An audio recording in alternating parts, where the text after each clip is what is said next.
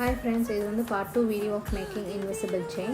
நம்ம இப்போ டாலரை வந்து சென்டராக வச்சுட்டோம். ரெண்டு பக்கமும் கியர் லாக் போட்டு செக்யூர் பண்ணியாச்சு.